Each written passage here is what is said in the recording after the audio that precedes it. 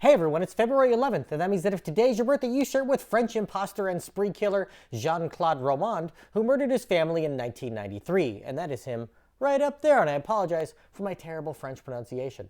Romand was born in 1954 in Clairvaux-les-Lacs, a small commune in eastern France, best known for being home to a UNESCO World Heritage Site featuring prehistoric pile dwellings. After graduating from high school, he started college but dropped out after one semester and instead enrolled in a program as a medical student. But in his second year in the program, he skipped a required exam and never actually qualified to become a doctor, but lied to everyone around him about his failure. For the next 18 years, he fooled everyone he knew, from friends to family, telling them all that he worked as a researcher at the World Health Organization.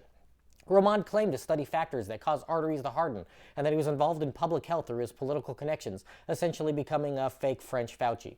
He sat in his car all day, every day, and used a free library at the WHO building just across the border in Switzerland. After lying to a woman he was dating about having cancer, he convinced her to marry him in 1980, ultimately having 2 children with her. He would travel the world as part of his research, but really would just hang out in a hotel near the airport reading medical journals to find new things to tell everyone that he was up to. Supported by his wife's income and the sale of a property his parents had given him, Romand fooled his relatives into participating in an investment fund he set up that was nothing more than a pyramid scheme he used to pay for his covert life. In October of 1988, his father-in-law asked to cash out of the fund, and Romand went to visit the man to discuss the matter. He had an accident, falling down the stairs, and when paramedics arrived, he managed to utter the words Jean-Claude before lapsing into a coma from which he never recovered, dying a few days later. Van damn it. Investigators believe Romand's claim that he had just fallen on his own, and why wouldn't they believe an esteemed doctor that researches important medical questions? He then set up a fundraiser in his father-in-law's name, from which he secretly stole the proceeds. Questions about his work and returns on his supposed investments were now coming more and more frequently, and in January of 1993, it all came to a head when Romand went to the bank and withdrew 2,000 francs. He borrowed a rifle from his father, purchased a silencer, and went home, where he beat his wife to death in their bed with a rolling pin, then slept next to her body for the night. In the morning, he woke their children up, gave them breakfast, and sat them in front of the TV to watch cartoons all day.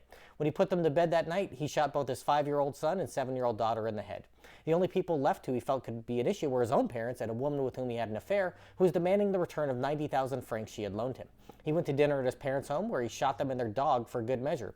He picked up his mistress and drove her to the woods, where he attempted to strangle her but failed, and took her home after making her promise not to tell anyone. He drove back to his own home that contained the bodies of his family, set it ablaze, and popped a pile of sleeping pills. Firefighters arrived on the scene and extinguished the fire, and he confessed to police after he was rescued.